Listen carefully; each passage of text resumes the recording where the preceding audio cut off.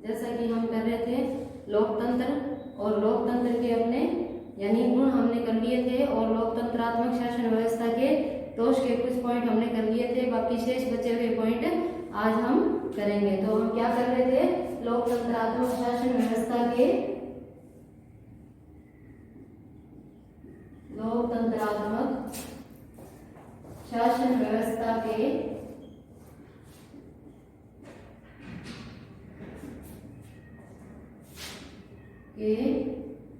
दोष, इसमें हमने पहले किए यानी क्या, हम कर रहे थे लोकतांत्रिक समानता एक भ्रम, यानी क्या है, इस पे हमने पिछला लेक्चर समाप्त किया था। लोकतांत्रिक समानता एक भ्रम है,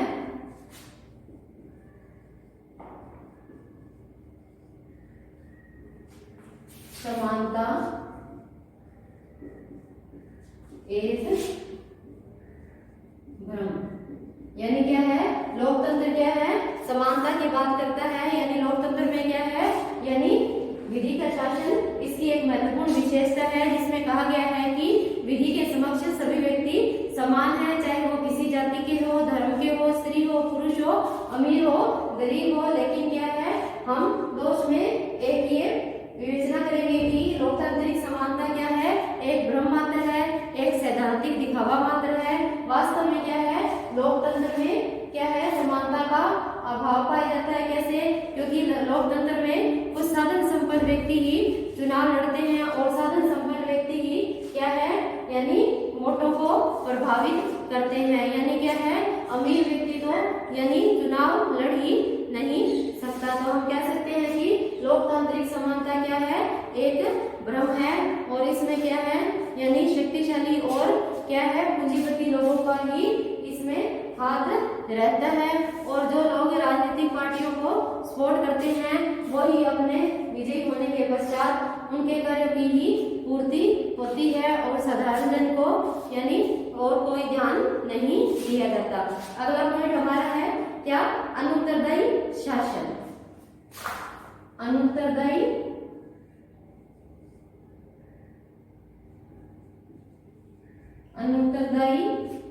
शासन, यह लोकतंत्रात्मक शासन व्यवस्था का एक महत्वपूर्ण दोष माना जाता है। कैसे? क्या है, लोकतंत्र को हम उत्तरदायी शासन के रूप में यानी पढ़ते हैं, जिसमें हम कहते हैं कि लोकतंत्र में क्या है, यानी जनता अपना प्रतिनिधि चुनती है, और प्रतिनिधियों के माध्यम से शासन कार्य किया जाता है। यानी क्या है, शासन जो प्रशासनिक अधिकारी है, जो राजनीतिक दल है, जो शासन है, वो किस पर निर्भर है, जनता के प्रति उत्तरदायी होते हैं, और जनता की समस्याओं के समाधान में लगा रहना ही उनका कर्तव्य होता है। लेकिन क्या है, लोकतांत्रिक समानता एक यानी अनुत्तरदायी शासन के रूप में उभरकर हमारे सामने आया है कि इसमें क्या है, यानी उत्तरदायित्व पूर्ण शासन की धारणा क्या है, प्रजातंत्र की विशेषता मानी जाती है। यानी ये मैंने आपको पहले ही बता दिया कि उत्तरदायी शासन क्या है, लोकतंत्र में क्या होता है, जो कैंडिडेट होता है, जो राजनीतिक दल होता है, जो प्रतिभागी होता है, वो क्या होता है, जनता के प्रति उत्तरदायी होता है, जनता की हितों और समस्याओं को क्या है, प्रशासन के सम्मुख रखता है, और इसके साथ ही क्या है, यानी अगर वो जनता के हितों की पूर्ति नहीं करता तो आने वाले चुनाव में क्या है, यानी वो अपने पद से उसको यानी उसको मत नहीं मिलेंगे, या जिस समयावधि के लिए वो चुना जाता है उससे पूर्व भी बहुमत के आधार पर उसे हटाया जा सकता है। तो दोष में एक महत्वपूर्ण दोष है अनुत्तरदायी शासन, यानी सबके प्रति उत्तरदायी होने का अर्थ होता है किसी के प्रति उत्तरदायी नहीं होना। यानी क्या है, ये सिद्धांत पर कार्य करता है कि सबके प्रति उत्तरदायी होना किसी के प्रति भी उत्तरदायी नहीं समझता। यानी क्या है, यानी सबके प्रति उत्तरदायित्व होने का अर्थ यह है कि कोई भी अपना उत्तरदायित्व नहीं समझता। जैसे क्या है, क्लास में बहुत सारे एग्जाम्पल देती हूँ, क्लास में बहुत सारे बच्चे बैठे हैं, उनको अगर मैं कहूँ कल ये काम करके लाओगे।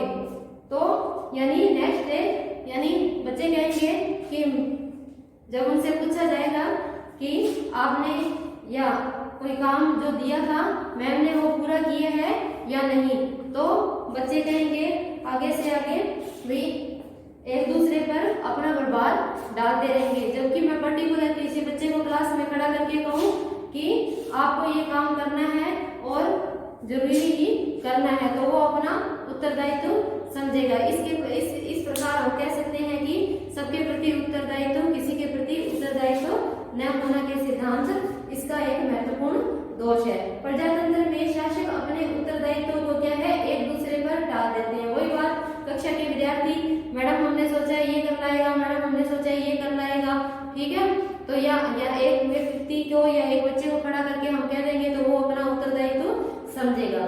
तो हांशा के शब्दों में लोकतंत्र की प्रवृत्ति सार्वजनिक मामलों में एक ऐसे अविचार, एक ऐसे असंयम और एक ऐसे पागलपन के प्रदर्शन की ओर होता है जिसका कोई सदस्य अपने व्यक्तिगत मामलों में प्रदर्शित करने का सौगन भी नहीं देख सकता। यानी क्या है, इसमें व्यक्तिगत हित को ध्यान में नहीं रखा जाता और क्या है, इसमें क्या है, सामूहिक उत्तरदायित्व के सिद्धांत पर कार्य लोकतंत्र करता है। तो इस आधार पर हम कह सकते हैं कि सबके प्रति उत्तरदायित्व होना, किसी के प्रति उत्तरदायी नहीं होना है। इसके साथ ही आगे क्या है, राजनीतिक शिक्षा का दम। आगे का पॉइंट है हमारा राजनीतिक शिक्षा का दम। यानी क्या है, जो राजनीतिक दल होते हैं वो क्या है, यह कहना बिल्कुल गलत है कि लोकतंत्र जनता को राजनीतिक शिक्षा देते हैं। यानी लोकतंत्र की विशेषता में हमने पढ़ा कि क्या कि जो लोकतंत्र है वो जनता को राजनीतिक शिक्षा देते हैं, यानी समय समय पर चुनाव होना, मतदान होना, और क्या है, इससे क्या है, जनता को राजनीतिक शिक्षा मिलती है। चुनाव के दौरान जो प्रचार प्रसार किया जाता है रेडियो में, टेलीविजन में, समाचार पत्रों में जो चुनाव के बारे में दिया जाता है, उससे क्या है, जनता को क्या है, राजनीतिक शिक्षा मिलती है।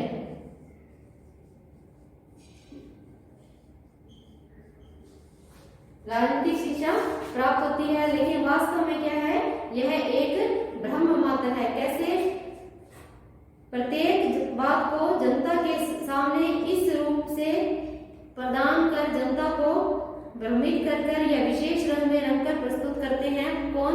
राजनीतिक दल। यानी राजनीतिक दल अपने हितों की पूर्ति करने के लिए कोई भी बात जनता के सम्मुख क्या है, राजनीतिक दल से प्रभावित होकर यानी जनता के सम्मुख रखते हैं। सही बात जनता के सम्मुख नहीं आ पाती और निर्वाचन के समय की तो समस्याओं का अत्यंत विकृत रूप प्रदान कर जनता को भ्रमित कर दिया जाता है। यानी चुनाव के दौरान जो वो घोषणाएं करते हैं तो क्या है, वो जनता को क्या है, भ्रमित करने का ही कार्य करते हैं। यानी क्या है, समस्याओं को वो विस्तृत रूप से बताते हैं, लेकिन विजयी होने के पश्चात वो उन समस्याओं पर कोई ध्यान नहीं देते। ये तो क्या है, चुनाव या विजयी होने से पहले की बातें होती है। इस प्रकार राजनीतिक दल क्या है, उसको यानी राजनीतिक जनता को राजनीतिक शिक्षा देने के बजाय क्या है, जनता को भ्रमित करने का कार्य करते हैं। इसके साथ ही लोकतंत्र में किए जाने वाले इस प्रकार के प्रचार और कार्यों से नागरिक शिक्षित नहीं होते, वरन ऐसी बातें सीखते हैं जो सार्वजनिक जीवन के लिए बहुत हानिकारक है। यानी क्या है, जो चुनाव के दौरान वो घोषणाएं करते हैं बड़ी बड़ी और चुनाव के पश्चात वो पूरी नहीं हो पाती, तो इससे क्या है, जनता को राजनीतिक शिक्षा नहीं मिलती, बल्कि इसका उल्टा पक्ष ही उनके समक्ष उभर कर सामने आता है। तो इसके आगे हम नेक्स्ट पॉइंट करेंगे, मतदाताओं की उदासीनता। यानी क्या है, यह एक महत्वपूर्ण दोष है लोकतंत्रात्मक शासन व्यवस्था का, क्योंकि इसमें क्या है, 50% मतदाता ही क्या है, अपने मत का प्रयोग करते हैं। क्या? लोकतंत्र मतदाताओं की सक्रिय रुचि पर आधारित व्यवस्था। यानी क्या है, लोकतंत्र में प्रत्येक जनता का मत होता है, जिसमें क्या है, प्रत्येक जनता क्या है, अपना लोकतंत्र इस सिद्धांत पर आधारित है कि प्रत्येक जनता अपना मत रखती है, यानी वोट डालती है और खुद अपना प्रतिनिधि चुनती है। लेकिन इसके साथ ही यानी व्यवहार में सामान्यतः मतदाताओं की उदासीनता ही सर्वत्र देखने को मिलती है। कैसे? मतदाताओं को बार बार प्रेरित करने, दलों और उम्मीदवारों द्वारा उन्हें घर और कार्यालयों में मत देने के लिए निकालने और प्रेरित करने पर सामान्यतः 50% मतदाता ही अपने मताधिकार का प्रयोग करते हैं। यानी क्या है, बार बार अपने पक्ष में प्रचार करने या बार बार यानी उनके घर और कार्यालयों में जाने के पश्चात भी केवल 50% मतदाता ही क्या है, मतदान में भाग लेते हैं। इसके साथ ही जनता की इस प्रकार यानी 50% मतदाता ही भाग लेंगे तो इस प्रकार हम कह सकते हैं कि वह जनता की इच्छाओं का सही प्रतिनिधित्व नहीं कर पाती, क्योंकि इसमें संपूर्ण जनता भाग नहीं लेती। इसके साथ ही इसको स्पष्ट करने के लिए यानी हटल ने रॉबर्ट ए डहल ने लिखा है कि चुनाव से हमारी अपेक्षा यह होती है कि उनसे कुछ निश्चित विषयों के संबंध में बहुमत की इच्छा या वरीयता का पता लगे। यानी क्या है, यानी कोई राजनीतिक पार्टी है तो उसको अगर यानी वोट डाले जाएंगे तो जनता कितने वोट डालेगी, तो क्या है, ये बहुमत पर आधारित शासन है, लोकतांत्रिक व्यवस्था। लेकिन जब मतदान ही यानी 50% मतदान ही 50% होंगे तो क्या है, उससे हमारा सही आंकड़ा नहीं निकलेगा कि सभी जनता को यानी सभी लोगों को उचित प्रतिनिधित्व प्राप्त हो सके। इसके साथ ही यानी डॉक्टर आशीर्वादम ने लिखा है कि मतदाताओं की उदासीनता का नतीजा यह होता है कि शक्ति कुछ ऐसे अविवेकी लोगों के हाथ में चली जाती है जो लंबे चौड़े वादों और झूठे सच्चे तर्कों से जनता को बहलाने और अनुचित लाभ के लिए तैयार करते हैं। यानी क्या है, चुनाव के दौरान क्या होता है, जो राजनीतिक पार्टियां होती है वो क्या है, जो विजय प्राप्त करने के लिए यानी क्या है, अनेक तरीके अपनाती है और इसके साथ ही वो क्या है, अनुचित साधनों का और क्या है, झूठे सच्चे वादों का और जनता को बहला फुसलाकर यानी अपने पक्ष में वोट डलवाने का प्रयास करती है, जिसमें क्या है, जनता अपने विवेक का प्रयोग नहीं कर सकती। इसलिए हम इसे अविवेकी शासन भी कह देते हैं। यानी क्या है, अविवेकी शासन।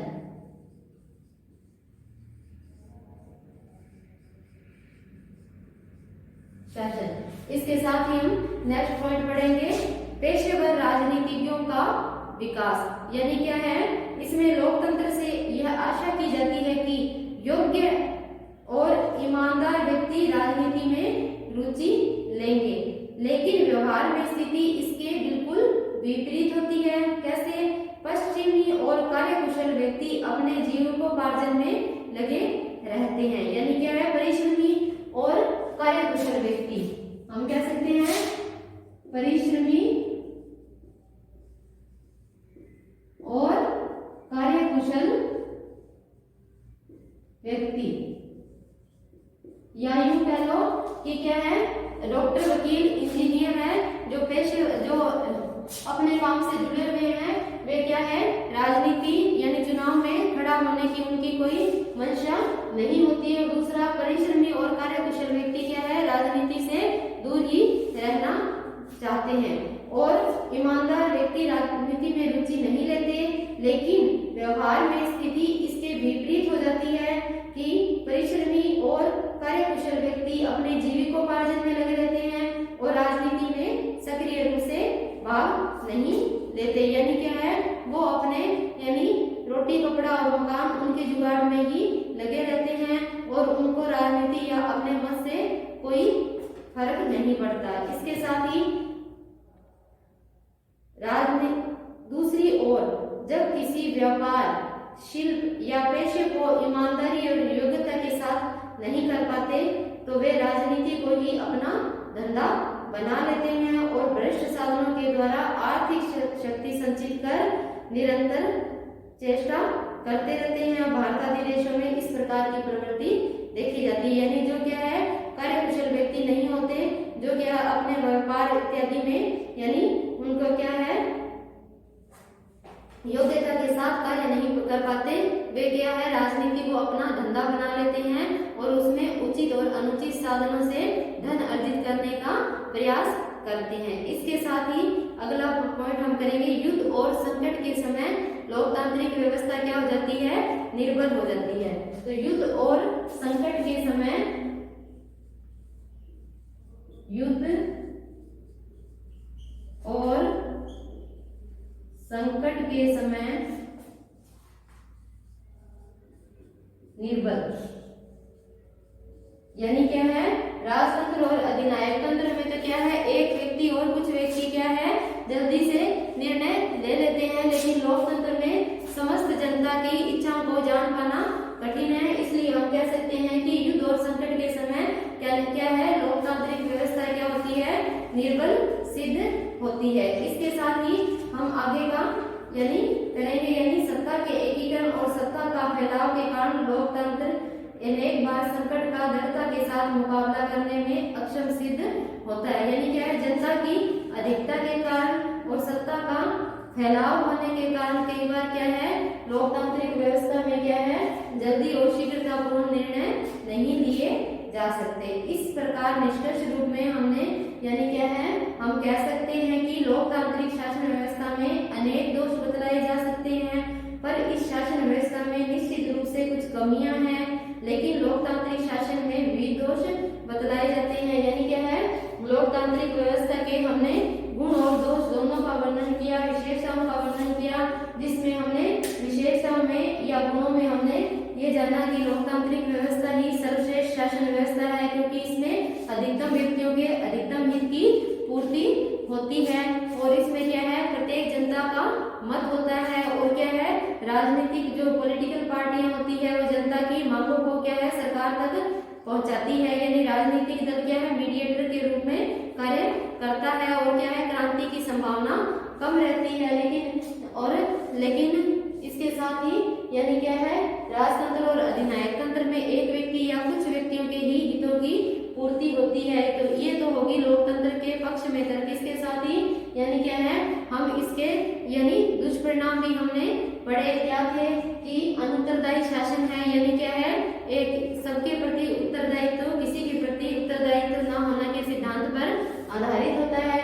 इससे क्या है, राजनीतिक शिक्षा यानी का लोकतंत्र यानी हमें यह बताता है कि लोकतंत्र में हमें या नागरिकों को क्या है, चुनाव द्वारा या नियतकालीन जो चुनाव होते हैं निर्वाचन आयोग द्वारा, और समय समय पर यानी न्यूज़पेपर में, टीवी में, इनमें क्या है, हम राजनीतिक दलों के बारे में, पॉलिटिकल पार्टियों के बारे में हम जानते हैं, और इससे क्या है, इसके साथ ही जो राजनीतिक शिक्षा यानी मिलती है। तो गुणों दोषों में हम कहेंगे कि इसमें क्या है, राजनीतिक शक्ति का यानी शिक्षा का दूसरा रूप भी हमारे सामने आता है। वो क्या है कि इससे यानी लोगों को बहला फुसलाकर या धन का प्रलोभन देकर क्या है, अपने पक्ष में मत डालने के लिए प्रेरित किया जाता है, जिसमें जनता का विवेक यानी उसकी यानी इच्छा नहीं चलती। वो क्या है, भ्रम पर आधारित यानी दूसरे के प्रभाव में आकर अपना मत डालता है। और इसके साथ ही क्या है, चुनाव के दौरान यानी क्या है, जब बड़े स्तर पर चुनाव होते हैं तो क्या है, ज्यादातर यह देखा जाता है कि अधिकतर लोग क्या है, मतदान के प्रति उदासीन ही होते हैं, और उन्हें मतदान डालने में कोई रुचि नहीं होती। जैसे डॉक्टर, वकील, इंजीनियर आदि चुनाव प्रक्रिया से दूर रहते हैं, और क्या है, इसके अतिरिक्त 50% ही मतदान हो पाता है। तो इस प्रकार लोकतंत्र में हम यानी क्या है, सभी व्यक्तियों की राय सम्मिलित नहीं होती, यानी कुछ व्यक्तियों पर आधारित ही क्या है, लोकतांत्रिक शासन व्यवस्था में यानी शासन की स्थापना हो जाती है। और युद्ध और संकट के समय ये निर्बल होती है। कैसे होती है कि राजतंत्र और अधिनायक तंत्र में तो कुछ लोगों द्वारा ही डिसीजन ले लिया जाता है, लेकिन लोकतंत्र में सभी जनता से उनकी राय पूछने यानी क्या है, सभी जनता से उनकी राय के बारे में जानना बहुत ही मुश्किल और अविवेकी कार्य सा लगता है। तो क्या है, युद्ध और संकट के समय लोकतंत्र लगभग विफल सा ही लगता है। इस प्रकार हम कह सकते हैं कि यानी अनेक दोष वर्तमान समय में परिस्थितियों या मानवीय प्रकृति के परिणाम है। और लावेर ने कहा है कि कोई भी शासन व्यवस्था सभी मानवीय दोषों के लिए रामबाण औषधि नहीं है। यानी इसकी पुष्टि करते हुए कहा है कि सभी प्रकार की जो शासन व्यवस्था है,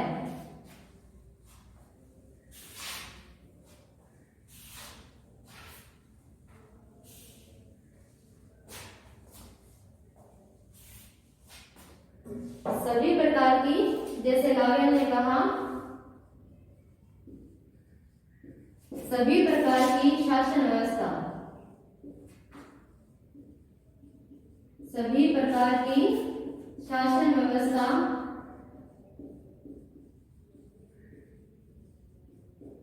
जैसे कौन कौन सी है, राजतंत्र, अधिनायक तंत्र और लोकतंत्र। ये मैं आपको हर एक लेक्चर में रिपीट कर रही हूँ। राजतंत्र, अधिनायक तंत्र और लोकतंत्र। तो क्या है, सभी प्रकार की यानी शासन व्यवस्था क्या है, दोष से मुक्त नहीं कही जा सकती। यानी हम कह सकते हैं कि मानवीय दोषों के रामबाण की औषधि नहीं है। मानवीय दोषों की रामबाण औषधि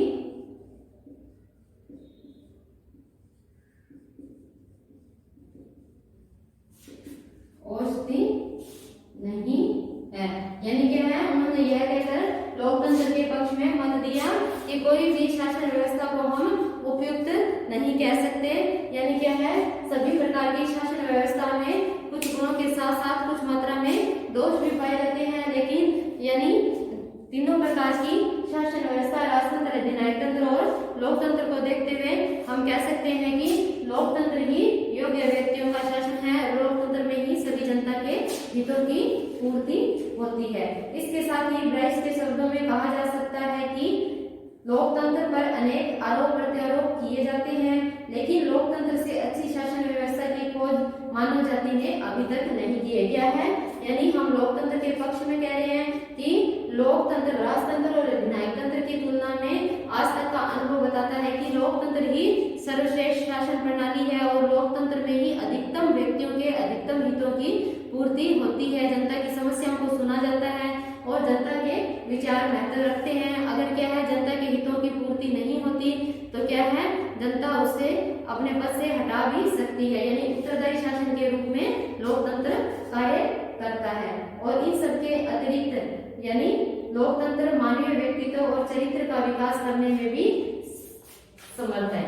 यानी लोकतंत्र मानवीय व्यक्तित्व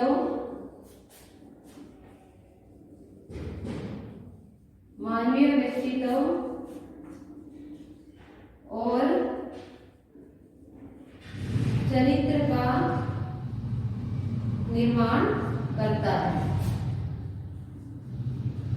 ये बात आपको ध्यान में रखनी है। मानवीय व्यक्तित्व और उत्तम चरित्र का निर्माण किसमें संभव है, लोकतंत्रात्मक शासन व्यवस्था में ही संभव है।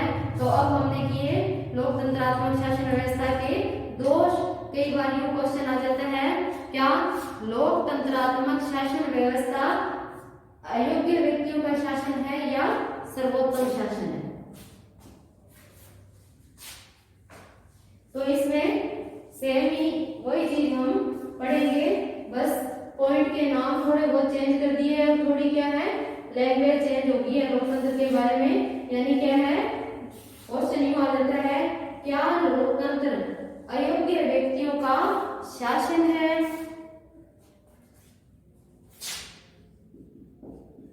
पक्ष और विपक्ष में जैसे विवेचना, क्या लोकतंत्र अयोग्यतम व्यक्तियों का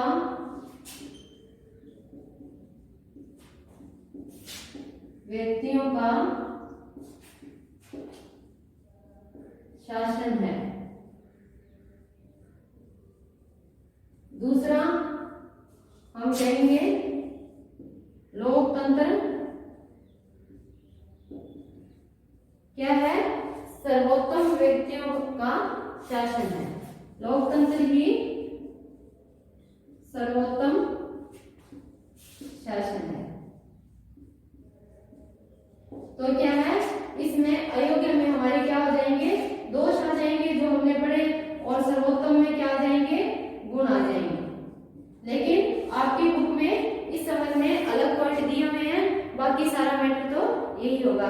तो सबसे पहले हम ये करेंगे, लोकतंत्र अयोग्य व्यक्तियों का शासन है। बी पार्ट लोकतंत्र सर्वोत्तम शासन है, ये हम बाद में करेंगे। तो इसमें आप स्टार्टिंग में आप वही लिख सकते हो कि लोकतंत्र क्या है, अयोग्यतम व्यक्तियों का शासन है। इसमें क्या है, जनता यानी सक्रिय रूप से भाग नहीं लेती और जो क्या परिश्रमी व्यक्ति नहीं होते वो ही राजनीति में भाग लेते हैं, या क्या है किसी व्यवसाय शिल्प इत्यादि में क्या है जो सफल नहीं हो पाते वे क्या है राजनीति को अपना धंधा बना लेते हैं। इसमें ही हम कहेंगे सबसे पहला लोकतंत्र अयोग्यता का शासन है। इसमें ही पहला पॉइंट है लोकतंत्र अयोग्यता का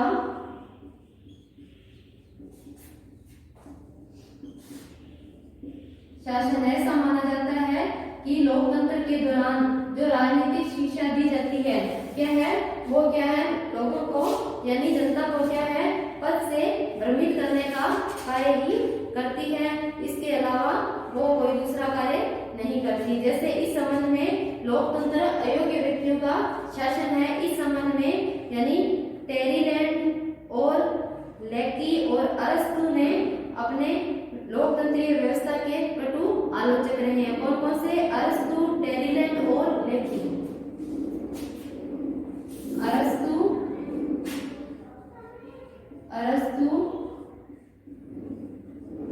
टेरीलैंड और लेकी ने इसकी आलोचना की है और उनके द्वारा किसी न किसी रूप में लोकतंत्र को अयोग्यता का शासन ही ठहराया है। और उनके द्वारा इस विचार के पक्ष में निम्न आधार प्रस्तुत किए गए हैं कि लोकतंत्र क्या है, अयोग्य व्यक्तियों का शासन है। इसमें हम आगे पॉइंट करेंगे सामान्य जनता की अशिक्षा और परिणामतः अयोग्य व्यक्तियों का बहुमत। यानी क्या है, लोकतंत्रीय शासन इस सिद्धांत पर आधारित है कि प्रत्येक व्यक्ति को केवल एक ही मत दिया जाना चाहिए। यानी क्या है, प्रत्येक व्यक्ति का केवल एक ही मत होता है, जबकि योग्यता की दृष्टि से सभी व्यक्ति समान नहीं होते। ये हमने पहले की विशेषताओं में कर लिया है। इसलिए हम कह सकते हैं कि योग्यता की दृष्टि से सभी व्यक्ति समान नहीं होते। इस प्रकार लोकतंत्र में गुण की अपेक्षा संख्या पर अधिक बल दिया गया है। ये भी हमने विशेषताओं में कर लिया। और इस संबंध में प्रसिद्ध विद्वान कार्लायल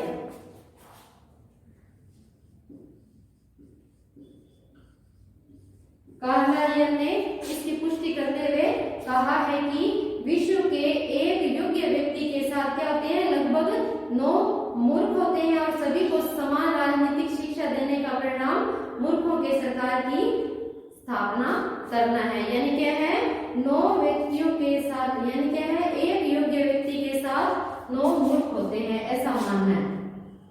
एक व्यक्ति के साथ 9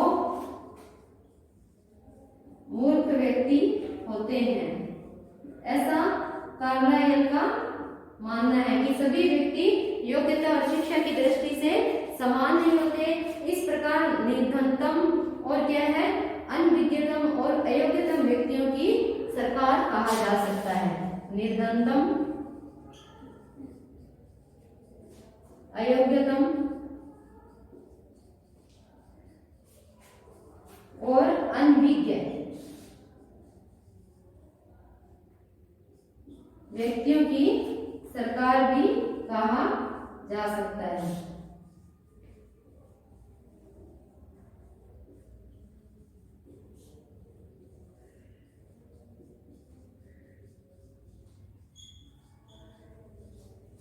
इसके आगे के पॉइंट हम नेक्स्ट लेक्चर में करेंगे। आज के लिए बस इतना ही। धन्यवाद।